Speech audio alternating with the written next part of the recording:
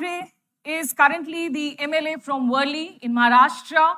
He was the former Tourism Environment Minister in Maharashtra and a leader of the Shiv Sena.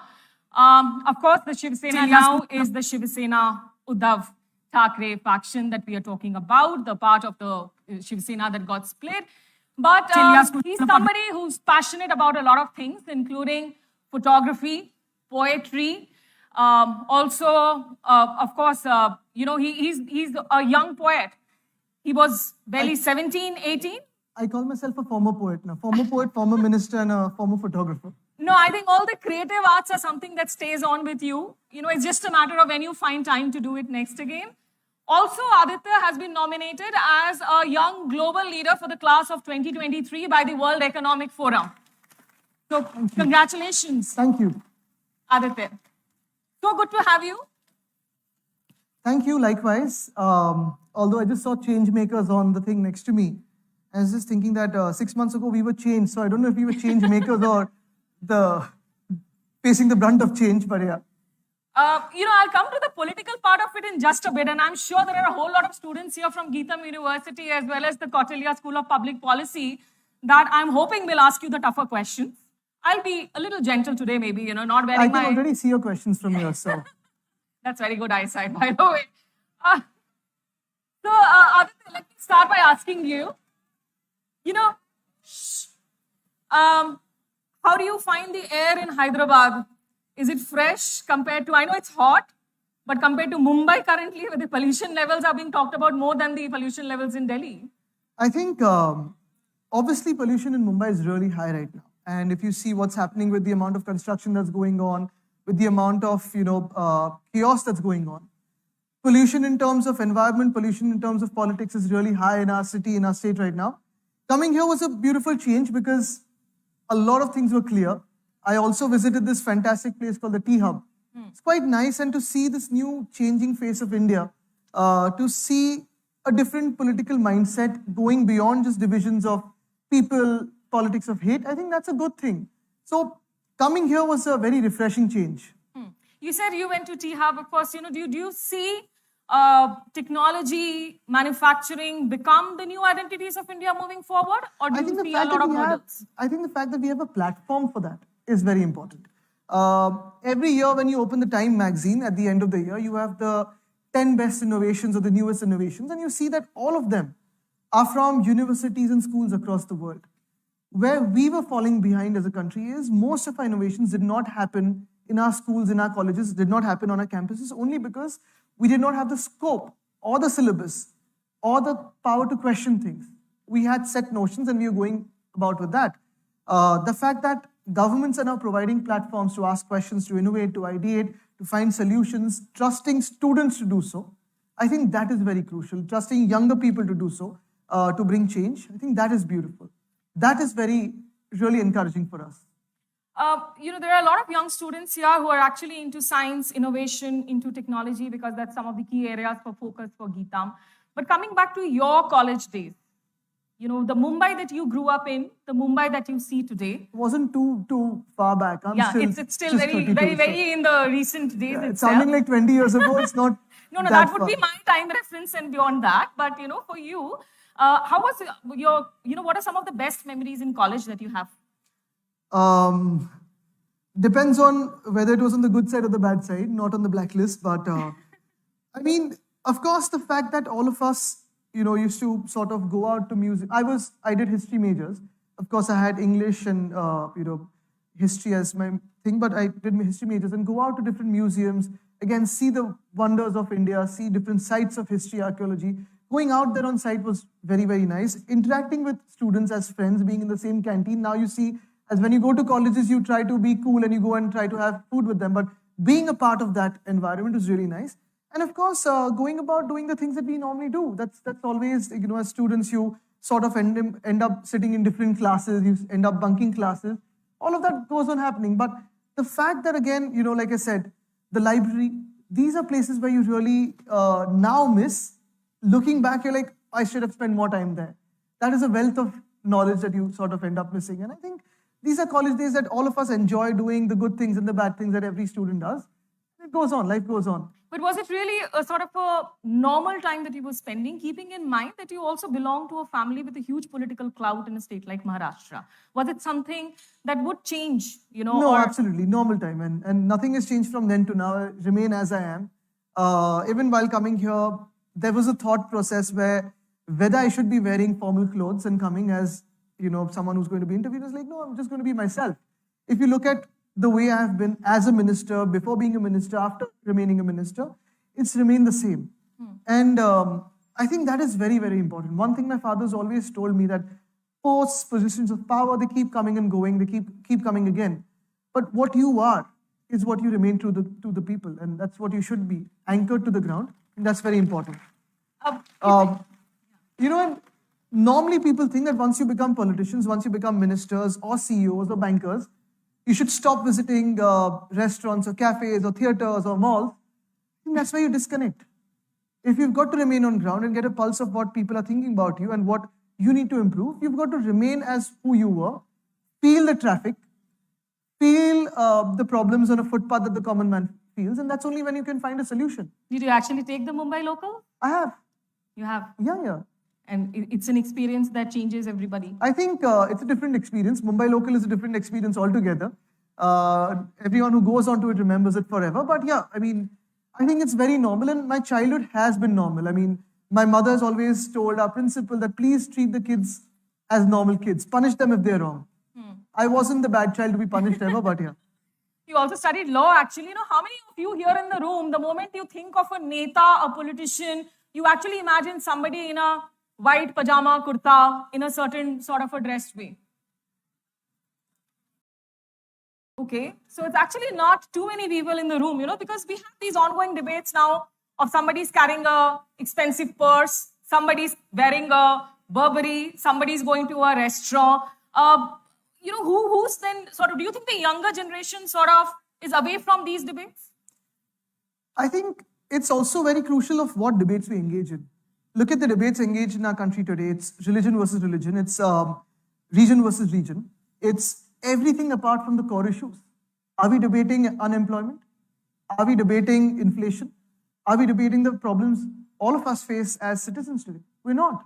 We engage in debates which are not too relevant to our times. We're not debating the right things. We are fighting for something that's happened over 50 or 60 years ago. We're fighting over personalities that have lived in our country 100 years ago. We're fighting over whether some king or emperor back then has done the right thing or not. But we're not fighting for a future even today. And people who, our future generations will think, okay, you fought for people who lived 50 years ago, 60 years ago, 100 years ago. Have you fought for us? Have you fought for our future? Like I said, who wears what, goes where, is a different thing altogether. I think what really matters is how you deliver on your promises and what you do in your professional life. I think that is very crucial. I'll just ask you one or two more personal questions before I come to the current political scenario and some of the things that you worked in. Coming to your family, I know that you were a pampered grandchild. Your grandfather, Balasaheb Thackeray, was very, very fond of you. But a lot of politicians now claim that they were pampered by him, and they were his favorites. There is a lot of copyright claim on that too. But were you ever scared of him, scared of your father? How different are the two really? No, the atmosphere at home was absolutely friendly. It was very, very encouraging. Not scared to a limit of playing cricket in the room that he's having important meetings. Playing with a crazy ball, having played cricket in his room, everything said and done, he was very encouraging. He encouraged us to learn more. He wanted us to learn newer languages. Different languages from around the world. He encouraged me to read more. And my grandfather and I had a relationship where, wherever I traveled around the world, I used to buy him dictionaries from those places and keep it in his room, and he would go through it. He would read the newspapers in the morning, and when I'd be back from school, he'd try to go over the words that he found difficult or he found different in pronunciations. And, we had a lot of common reading in between us, although the age gap was much more.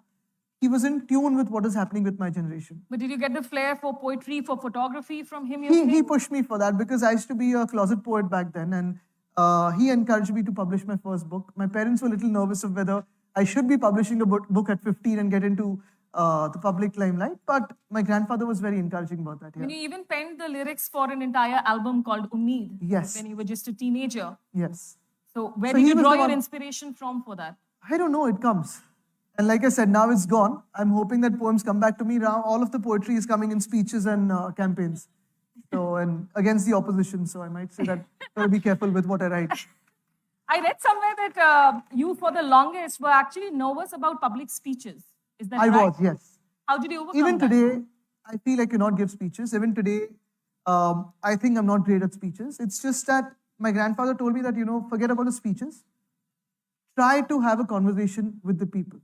Try to converse with the people. Try to say what you want to say to the people. Whoever is in front of you, stop thinking about who's in front of you. Think that you know them and you have a conversation. Try to convince the other person. Firstly, you've got to be convinced about your own issues and agendas, about your own points. And if you are, convince the other person, just converse with the person. That's where it is. Because in school, I was extremely scared of the stage. My principal was actually firing me, saying, the stage is your home, you've got to be there at some point. I'm like, no, sir, I don't want to be on stage. He said, and I was elected as school captain by teachers, and I was so upset with the teachers, saying, why did you vote for me? Now it's the reverse, when people don't vote for me. But it's like, why did you vote for me? I got 83% of votes. And I was like, I don't want you to vote for me. And my name was put by my principal. And they're like, no, you've got to lead the school. And of course, back then I hated being on stage. Now, as I look back, I prefer not looking back because I'm like, okay, I don't want to remind myself of those days. Even when I go back to school, I don't go near that stage because that stage is one stage I'm scared of. But, how important do you think is the ability to be able to be a fiery orator, a good orator in being a politician? I think in today's world, marketing is what is taking over the world. And especially in our country, if you market yourself well, you probably have not done anything in your life and you can be successful. But the younger crowd today is seeing through all of this. I think the next elections, there was a certain phase in our democratic history that marketing was everything. Now people are judging us on the work we do. We may be good speakers or not. We may be brilliant orators or not. We might give fiery speeches or not. Finally, what you convey to the people is what you've done and achieved in your public life. I think that is very crucial. So I believe as long as you can be dedicated to your work, as long as you can fulfill your promises, as long as you don't make fake promises, we're good. I'll start taking questions early today because I know a lot of students have questions. In the next 5-7 minutes, please raise your hands. Our student volunteers will come to you. But coming to the current state of politics, Aditya, what is the state for the Shiva Sena, the UBT right now? Where do you see it going? There's Without only the one bow Shiva and Sena. the arrow, without the symbol. Yeah, there's only one Shiva Sena. The others are Gaddars. They've tried to steal everything from us. They've tried to steal our party logo, party name. I heard the chief minister's gone to Delhi this morning. Yeah, he was in Ayodhya before that. Yeah. Because I think he's going to ask for a surname also, saying, can I put the name Thackeray? They're trying everything they can. But the fact of the matter is someone who's run away with everything is only tagged as a chore, nothing beyond that. The fact is today politics is being seen through a perspective of who is loyal to the agenda and who's not, who's loyal to the party, who's not, and who's loyal to the state, who's not.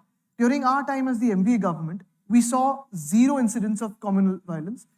Everyone worked together. The state had almost 6.5 lakh crores as investment coming in.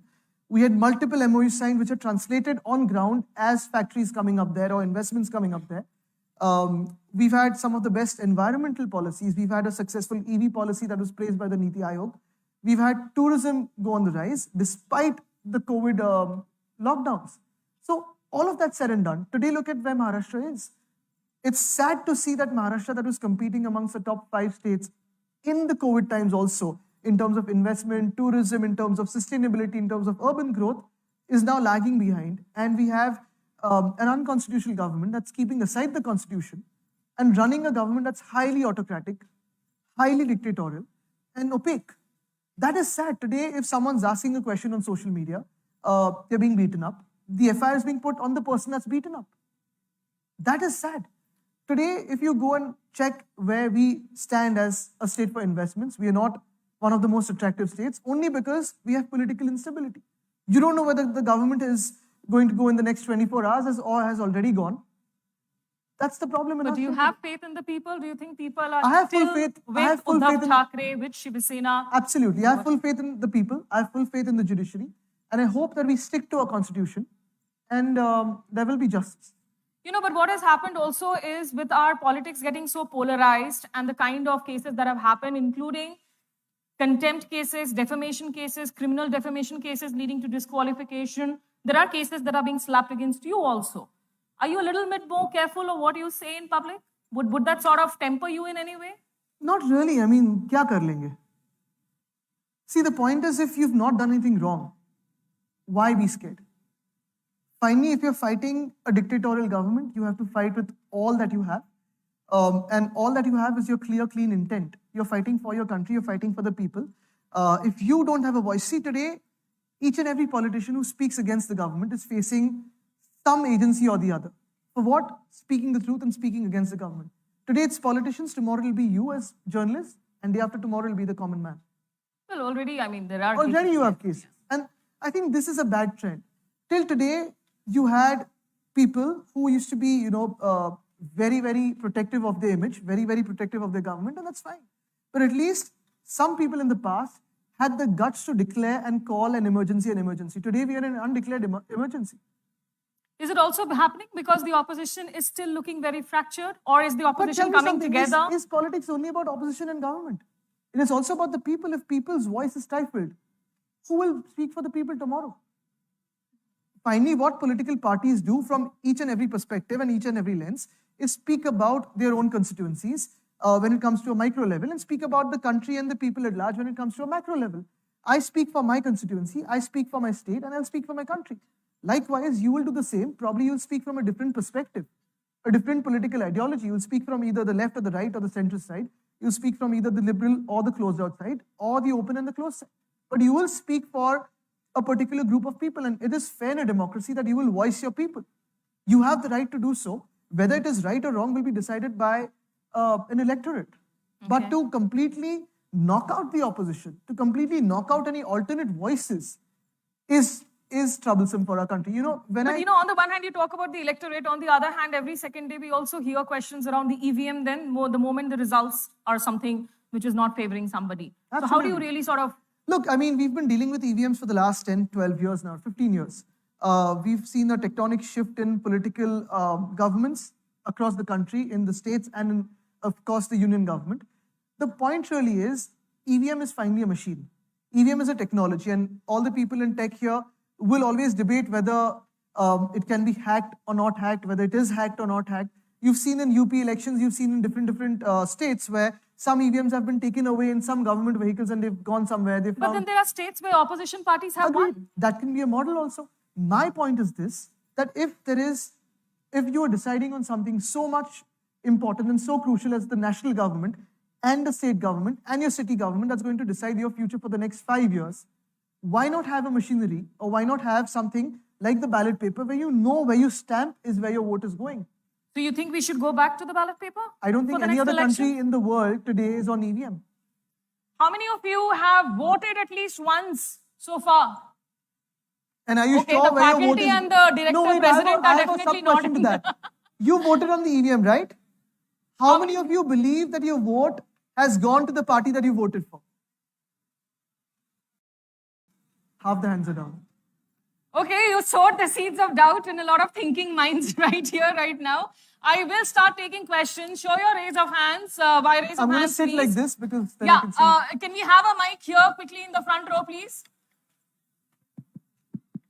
We'll take 2 questions at a Can I time. shift my chair a little bit so I can see? I'll do that. Don't worry. But I'll just, so I can see the people otherwise. Yes. Should I help you with that? No, I'm good. Hello. Okay, go ahead. Hello. हो गया. Shant. Go ahead. Hello. Sir, Hi. my name is Prashant Rathod and I am from Maharashtra, Washim district. अरे वाह मराठीत विचारू शकता No, but I'll go with the English. because Marathi में पूछ लो फिर इंग्लिश में कर देंगे ट्रांसलेट दोन्ही विचारा Okay, no problem. So I'll ask 2 questions then. So the first thing is की 3 महिन्यांपूर्वी इथले जे चीफ मिनिस्टर आहे KCR, they came to Maharashtra and met to our Shiv Sena chief Uddhav Thackeray and said ki we are brothers now KCRG are in, like, they're in Maharashtra now. Can we see after, like, coming election, BCR will be the our collaboration party in Maharashtra? DRS and BRS. See, I'll tell Yes. you what. I just, before coming here, I went to meet KTRG and I've met him a couple of times before also. I think as a person, he's a great person. मी त्यांच्याशी आधी पण interact केलंय, डायव्हॉर्सला पण केलंय, वेगळ्या वेगळ्या गोष्टींवर interact केलेलं आहे. Whenever we speak about, it's more than politics. It's about, showing technology, innovation, ideation. Alliances, brothers, आता ज्यांच्याबरोबर we were in alliance for 25 years and we thought were more than our brothers, stabbed in our back. So ये तो चलते रहेगा.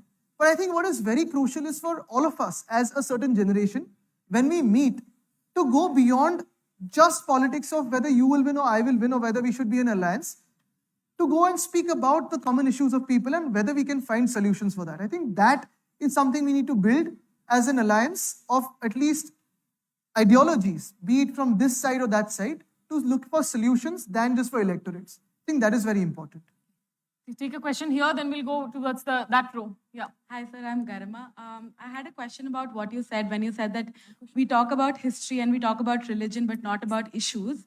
And I actually wanted to link it to like the environmental concept of common but differentiated responsibility, where the history does, like even if we are forward looking, the history does come in when they're talking about developed and developing countries and who holds like more of the accountability of that work. And in India, given the We're democratic talking of the global north, global south. and now, when we talk about in India, just in the political part of it, the caste system is a reality in India. And like, who is the vulnerable and who is the one that is not, who's giving, like, who's basically oppressing, that impacts the drivers of change in our future as well. And so, even if you can say that this is different and this is different, but both of them are linked in some way. And how does politics and or maybe you and your party, how is it looking at that? So you want me to answer about environment or caste? About the difference, like how history is an important aspect and religion. The is an- oppressed and oppressed. Yeah. Exactly. So see, my perspective is very clear. History gives you sort of an insight into what was in the past from different perspectives again, because history has been written through different perspectives. Normally the victor has written history, then you have different types of history. You'll have each perspective coming in.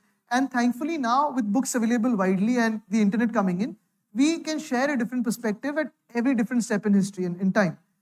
Be it environment, be it political history, be it whatever. I think what we need to do is learn from the past, but we need to have a realistic perspective of what is happening today and how it will adversely affect our future. What we need to find solutions for is that today. When we speak about environment also, there's always this debate at COP26 and all these international conferences of who is responsible for pollution, who is the historic polluter, what is Global North doing, should Global North be paying for it? Agreed, they should be. In a utopian world, they would be. But the fact of the matter today is the Global South is facing the adverse effects of whatever's happened in the past in terms of pollution. If you look at India alone, the amount of population that we have, the amount of urban-rural population divide that we have, the amount of poor, middle-class, higher-class population that we have, and the amount of vulnerability that we see in all of these sectors put together, we'd probably be the highest in the world if and when climate change starts affecting us. I'll give you a simple example. In the year 2020, when we were facing a COVID lockdown, Maharashtra's faced hailstorms, unseasonal rainfalls, all of it together in that year particularly. And we've had to give out compensation of 14,500 crores in 1 year when we were facing a COVID lockdown to farmers, and rightfully so.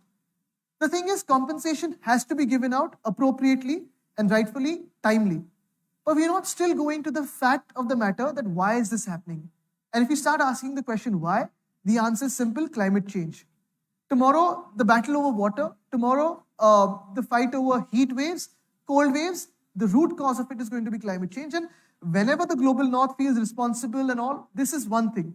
But we need to start acting on our mitigation measures. We need to start acting on our adaptation measures. And likely for every issue, be it social, political, or nature-based, we need to look at what is affecting us today and how we can address it, because finally, most of the countries in the past 10 years have looked inwards. Globalization phase was sort of little on the back burner. You saw Trump winning in the United States. You saw Marine Le Pen winning, not winning, but coming close to winning in France. You saw Brexit happening. And you saw a nationalist government coming in India. So we're looking inwards. Our solutions also have to be self-sustaining. Let's take a question there from the back row. Yeah, go ahead. Sir, I'm Varshit.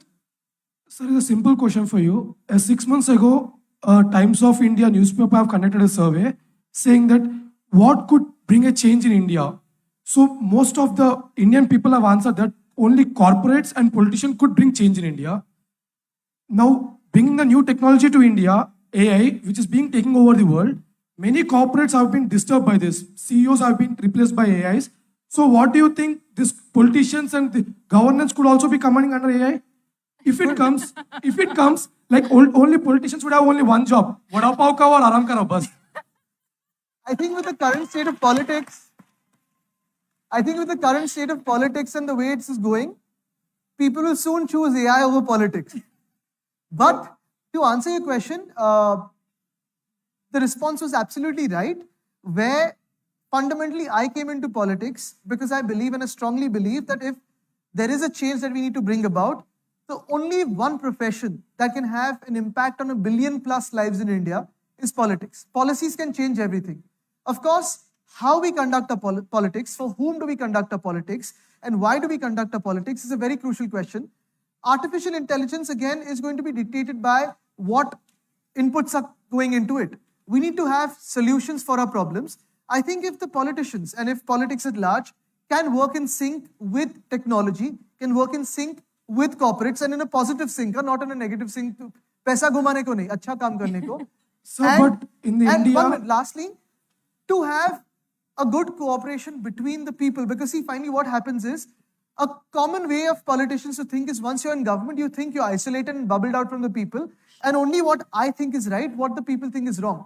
I think we also need to understand that the people have voted you for a limited time, for a limited term, and you need to listen to the people because you're finally voicing the people. Sorry, go ahead. I'll take the question here, guys. We have to take just a the second, question. ma'am. But in the India, the 38.7%, the problem is only the corruption, sir.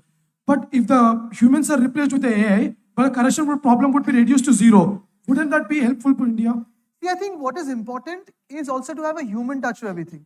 Corruption is one problem of a systemic issue that can be gotten rid of by various means, by more accountability, by answerability. We always have the possibility of changing a government. To change a government, to change a political party is easy, but there has to be a mix of artificial intelligence and different technologies, innovators, ideators, merged with corporates, merged with politics. I think, but as a counterpoint, what if corrupt politicians start maximizing on AI? What happens then to corruption? And that will also impact EVMs. Okay, let's have a question here. You've been waiting. Hello, Mr. Aaditya. I'm Sriram. My question is about the anti-defection law, not in the context of the Maharashtra political crisis. Trust me, we've done a doctorate on that right now. So let's assume that I'm a sitting MLA or MP and there's a bill being passed in the House which is against the wishes of my constituents, but my party stands and the whip says that I have to vote for the bill. So the current law states that if I'm against the whip, I could be disqualified. Do you think that dismisses parliamentary democracy, that individual opinions of MPs are not considered, the constituents' views are not being appreciated, and it's just the party's will be oppressed on the people?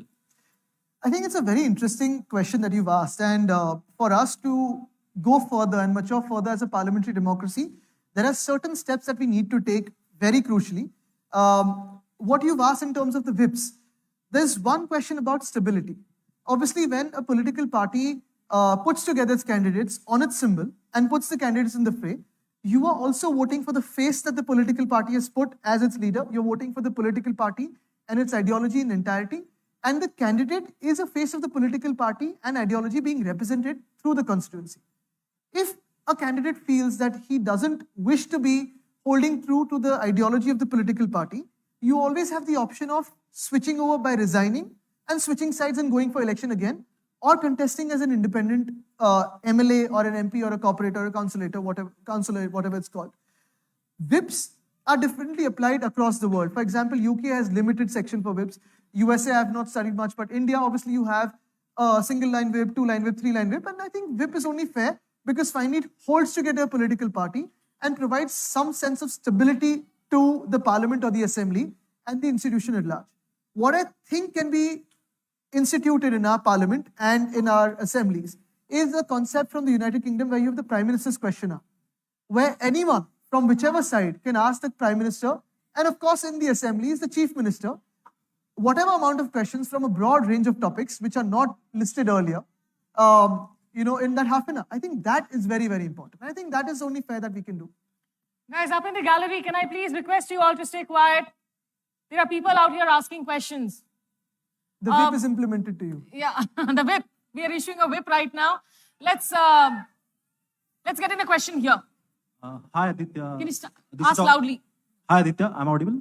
Yeah, actually. So, this is Audumbar. I'm from Maharashtra. So, my question is related to the Maharashtra politics because growing up in 2000 in Maharashtra, the kind of politics we used to have and the kind of politics we have, I'm asking particularly in the context of the opportunism that we have, because a lot of today's BJP leader, they were erstwhile NCP and Congress leader, and some of them were Shiv Sena leader. At grassroots cadre, my cousin is a Shiv Sena worker for last 30 years. And he has been very loyal to that. But at the top level, the kind of opportunism that we are seeing is just mind-blowing. So you're trying to revive your party. You are going to every part of the Maharashtra. You have been to countries, rural part. So does it hold you back, that thought that if that gets repeated again, I'm trying to revive the party, but what if that same scenario will be repeated after 10 years? Is it holding you back? I think it comes to a fundamental question of human trust. You end up placing your trust in a few people. You end up giving everything that you have to them, right from your own campaigners compromising on your own health, everything to defend them, compromising on your mental peace. Every position of power that comes to you, you give it to them. And sometimes they just run away like these Gang of 40 have done.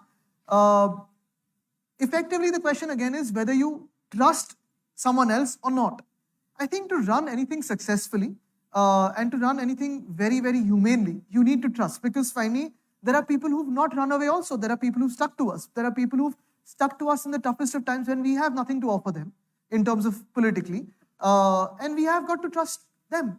And I think trust is the one glue that will hold us, everyone together. Just because someone's broken your trust, you can, not do away with trust. You'll have to trust people. What I see it as is there were these 40 people who had stuck to their positions for years and years, and we gave them everything. They've run away. We've got 40 new places opened up, and we have 40 new people coming in, 40 new opportunities that we can give. That's the only way to look at it. But if they want to return tomorrow, घर वापसी होगी उनकी? If in but में जाके कोई issue नहीं है. बात तो बहुत हो सकती है, but finally when they're going to get disqualified, my only question to them is, how will you face the people that are calling you Gaddar? And how will you face the creator when you have to face him? There's no channel of communication open with them at the moment. No, they obviously in the assembly, most of them are scared to look at us. They don't see eye to eye. Some of them are winking from here to there saying, if these guys get disqualified, we'll come back. If I'm not made a minister, we'll come back. And you see, the expansion of the Maharashtra cabinet hasn't happened in 9 months. They will not do it either. They're scared to do so. Okay. Let's take a question from here. Maybe we can take 2 questions, one from you and one from here. Go ahead. Good afternoon, sir. I'm Shashwat. I'm from Uttar Pradesh, Kanpur. Sir, the current government of Maharashtra is being criticized by Uddhav Thackeray as well as his followers. And though they are the same people, the MLAs which turned up and they went with the BJP government and formed a new alliance with the BJP, they are the same people who got tickets by Uddhav Thackeray. Now, just because they turned up, they went against Uddhav Thackeray, all of a sudden they became the worst people, they became the worst politicians, corrupt politicians. Why is it like that? The main ideology on which Shiv Sena always worked under the rule of Balasaheb Thackeray was Hindutva and not going with Congress. He himself mentioned that thing. If there's a video, there are his videos which he himself mentioned. He will shut Shiv Sena, but he will never go with Congress. But just for the sake of power, why Uddhav Thackeray formed a government with Congress, and all of those ideologies, all of those mindsets have been kept aside just for the sake of power? I'll divide your question into 2.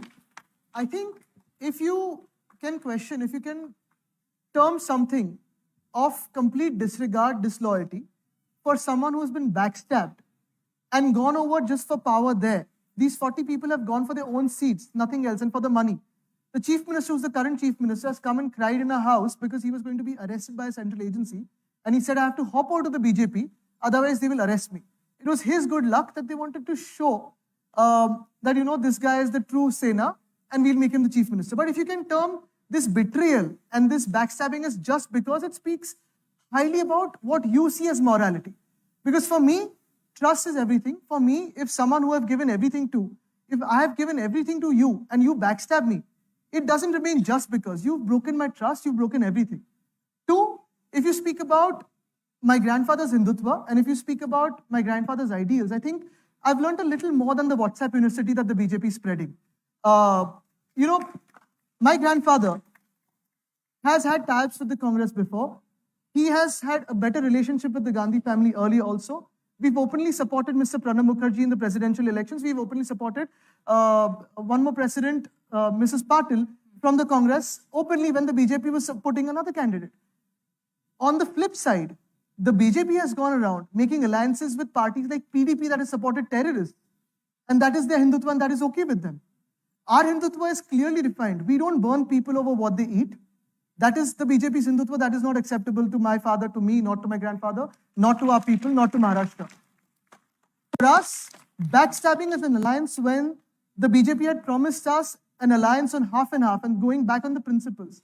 Going back on your principles, going back on your promises is not Hindutva for me. For me, Hindutva is Raghukul Reet Sada Chali Aaye, Pran Jaye Par Vachan Na Jaye. Whatever promises you make, you have to fulfill them. Going back on your promises. So that not, was a vachan made by one minute. Let me fulfill. Let me tell you the whole thing. Thirdly, if you believe that the Ram temple was coming up because of the central government, it's a false thing. The Supreme Court has given the order for the Ram temple. The government hasn't given the order. My point is simply this, that this is politics, and in politics, if things can be promised left, right, center by the BJP and not adhered to, if things can be promised by any other party not adhered to, everyone's open. And just by going with the Congress, we don't leave Hindutva. No one particular party is the forebearer of Hindutva. I am a Hindu. I was Hindu when the BJP had broken an alliance with the Shiv Sena in 2014. Back then, we hadn't broken the alliance. The BJP had broken the alliance. We were Hindus then, we were Hindus now. Why did the BJP backstab us in 2014? So my point is this, that I think we need to step out from the WhatsApp university. We need to step out from the troll mindset and realize that if the BJP is indulging in real politics, we also need to play politics, but not for the bad of the people. For us, it is about our state, taking the state together without fights and divisions. If you see now what the BJP is doing in the state today, they're inciting riots. But what about those people in Kashmir, the Kashmiri Pandits? Why isn't the world's largest pro-Hindutva party speaking for Kashmiri Pandits who are asking for transfers from Kashmir to safer places when Kashmiri Pandits are even being killed today? These are questions that really need to be asked.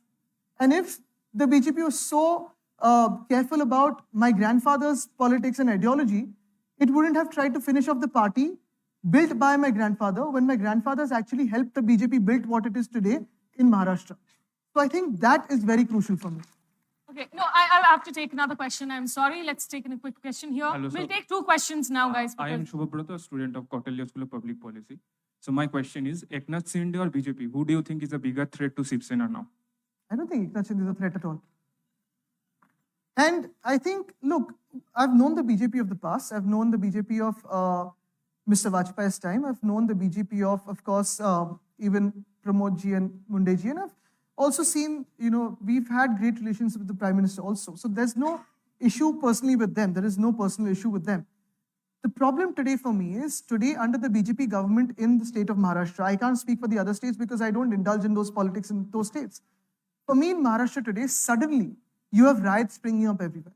You have differences between caste, creed, religion springing up everywhere. You have very vocal, people who are trying to spark hatred between age groups of every kind, between people of every kind. And in that, Maharashtra is suffering. When I was speaking to KTR right now, he was telling me of the industries that are coming up here, the technology, innovation hubs that are coming up here, Amazon, IKEA, all of that. In our times, I was joking with him. In Davos, when we spoke, we had this little friendly banter of a conversation where we were saying, okay, we are competitors now to attract some of the best investments from around the world. Why?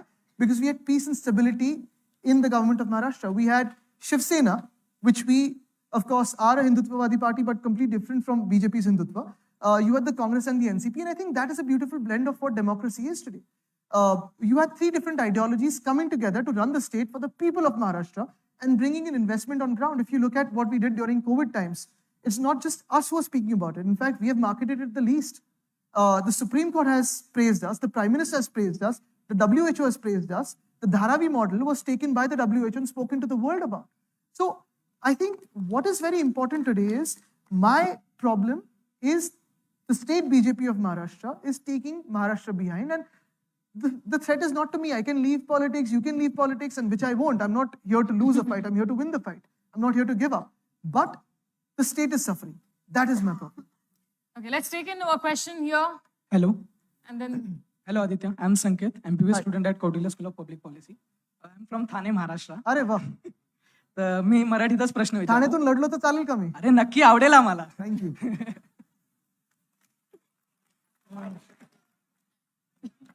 तर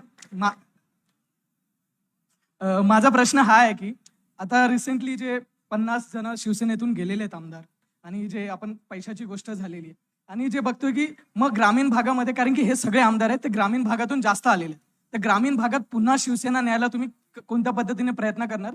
आणि दुसरा माझा dynastic politics वर प्रश्न आहे. okay, quickly ask the second question in English, please, so that others can My also second follow. question from dynastic policies. Many constituency or Maharashtra peoples are elected. They are something Parivarvad family. They are from Parivarvad. So how can Shiv Sena, new Shiv Sena can change their leaders? I'll tell you. The first thing, of course, is जेव्हा तुम्ही विचारता की 40 people who ran away, and there is this whole thing of whether they've got money or not. There's a very famous saying that's gone around in Maharashtra, 50 खोके एकदम okay, which means 50 crores एकदम okay. Abhi, the common belief is, and I'm not saying this, the common belief across everyone in Maharashtra is these guys, there was a commercial deal, and these guys went across to the BJP or whatever gang that they formed, the Alibaba and 40, to obviously have a commercial benefit out of it. Till date, not a single MLA who's hopped over has refuted the claim that they've not touched money. Nobody has done so. So that is one. Yes, of course, looking at the financial power that they have and all, it's very difficult practically if you see. But again, if you look at what's happening on ground and the amount of public support and love that we've got in the past 9 months and before that also in administration, we're highly confident that Maharashtra will support us. All the surveys are showing so. But more than the surveys, I think when you look into the eyes of people, that is what gives me confidence. The second one is a very important question of dynastic politics, because this is, now, if you look at me, I think I'm the 6th generation of my family known to be serving in the social field. Before that, I had my father, my grandfather, my great-grandfather, all of them, they've done some kind of social work or the other. There are pros and cons to it. Of course, one feels that dynasty is easy to take on. There are other people who feel it's a burden to shoulder the responsibility. You always compare to someone. I don't look at it that way. It's very simple.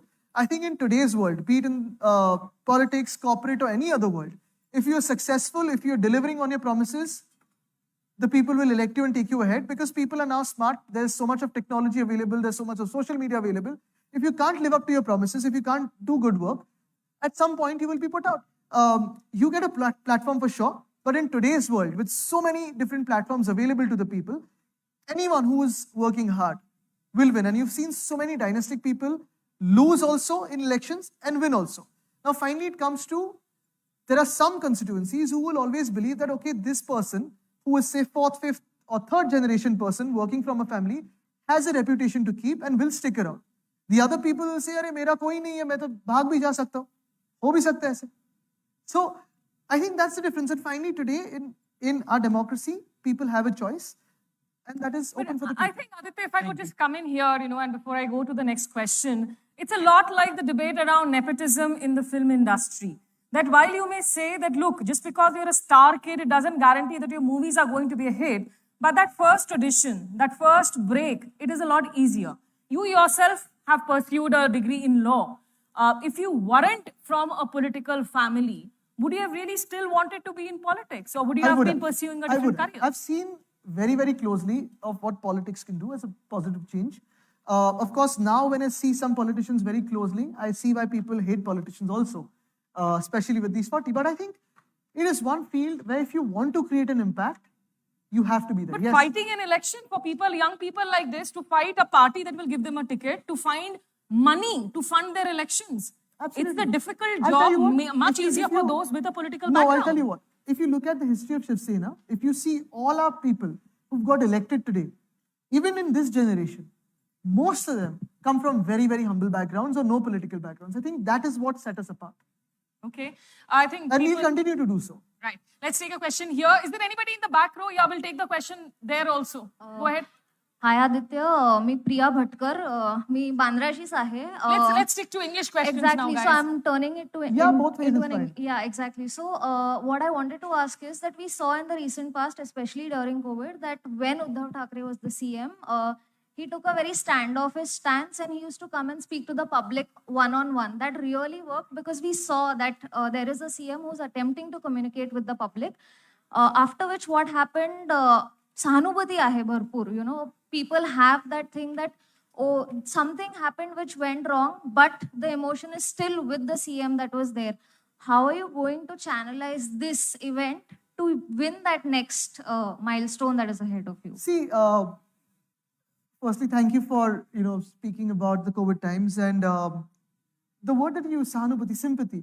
Now, obviously, that is something my father and I are feeling and being cushioned by the people. We're being warmly welcomed everywhere, embraced by the people. But that is not something we want to convert to politics. That is something for what we hold very close to our hearts.